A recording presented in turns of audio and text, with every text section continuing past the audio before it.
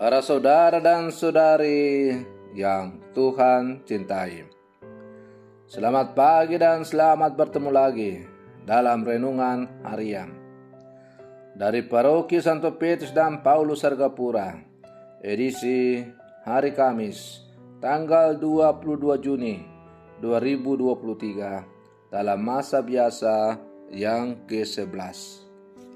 Mengawali hari yang baru ini, kita hendak mendengar dan merenungkan sabda Tuhan. Marilah sebelum kita mendengar dan merenungkan sabda Tuhan, kita berdoa. Dalam nama Bapa dan Putra dan Roh Kudus. Amin. Allah Bapa Maha Kuasa dan Kekal, ajarilah kami menghargai sabda yang Kau sampaikan kepada kami. Semoga sabda itu meresap benar dalam hati kami, merasuk sampai ke tulang sum-sum, serta membantu kami membahagiakan sesama. Bersabdalah ya Tuhan, kami siap untuk mendengarkan.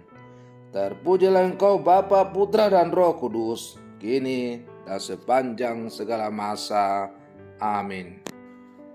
Para saudara dan saudari yang Tuhan cintai, sabda Tuhan yang hendak kita dengar dan kita renungkan untuk mengawali hari yang baru ini diambil dari Injil Matius pasal 6 ayat 7 sampai 15. Tuhan bersamamu.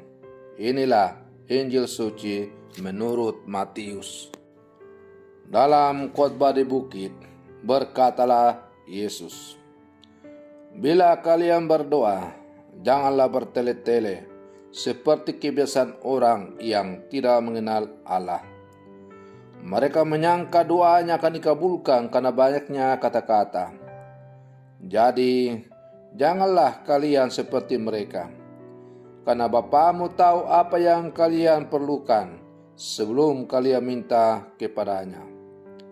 Maka berdoalah kalian demikian: Bapa kami yang ada di surga, dimuliakanlah namamu.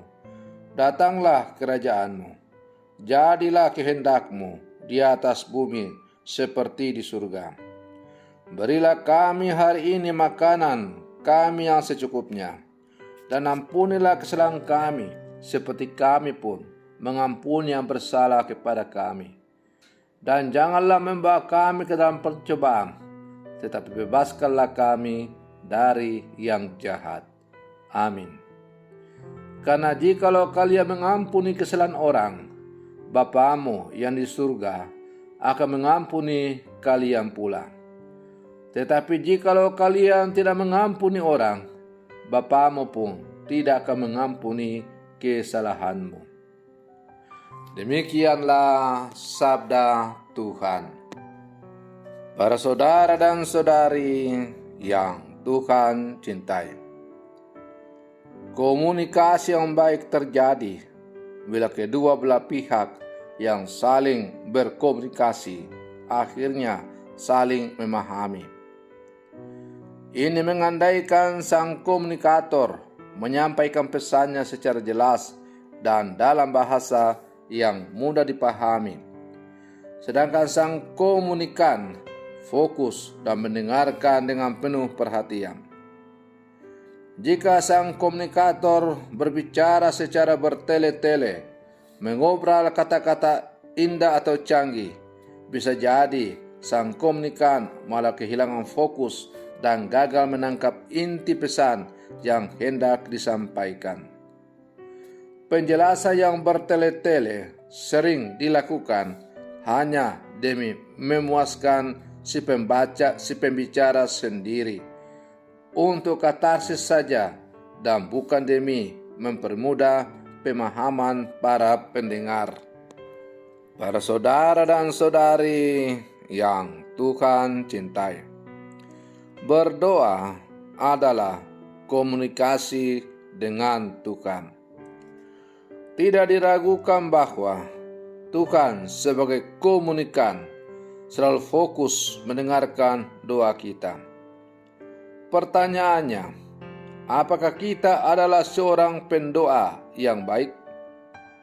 Hari ini Yesus mengajarkan agar para murid berdoa secara ringkas dan bernas.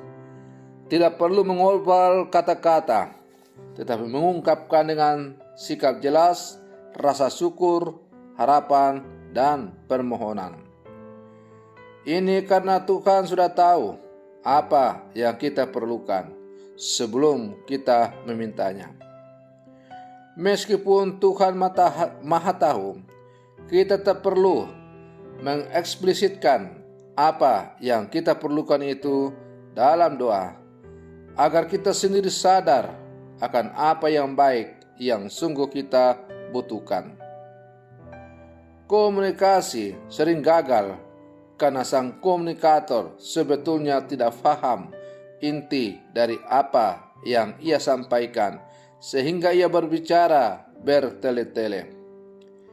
Lewat doa yang ringkas dan bernas, Yesus ingin kita berdoa secara sadar. Para saudara dan saudari yang Tuhan cintai, doa yang kita ucapkan kepada Bapa pertama-tama merupakan permohonan agar Ia berkenan melakukan kehendak-Nya dalam hidup kita. Oleh karena itu, doa tidak ditentukan oleh banyaknya kata-kata, melainkan dimulai dengan sikap batin yang benar. Maka Yesus mengajarkan para murid agar berdoa sebagaimana orang yang mengenal dan menyebut Allah sebagai Bapa. Doa Bapa kami yang diajarkannya mengundang suatu relasi yang dihayati dengan benar dalam hubungan dengan Allah dan juga dalam hubungan dengan sesama. Itulah sebabnya Yesus masih menekankan soal pengampunan terhadap sesama manusia. Para saudara dan saudari yang Tuhan cintai, dewasa ini kita menemukan bahwa sebagian orang menganggap doa hanyalah cara untuk menghadirkan kuasa Tuhan di dunia.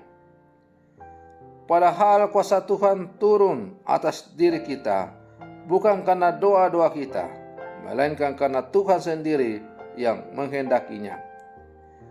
Kita seharusnya kembali pada sikap batin yang benar di hadapan Tuhan.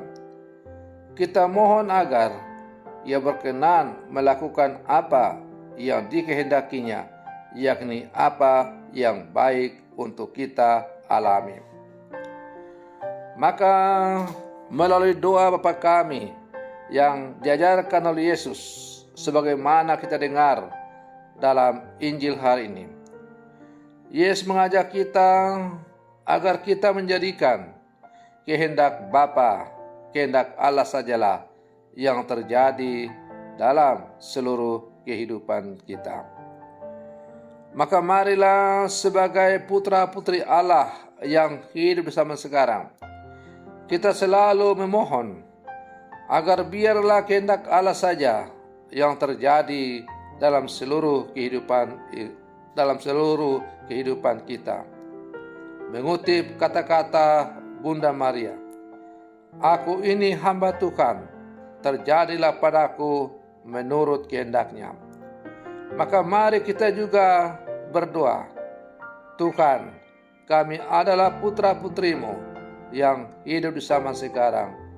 Terjadilah saja kehendak-Mu dalam seluruh kehidupan kami." Semoga demikian. Selamat pagi. Tuhan Yesus memberkati.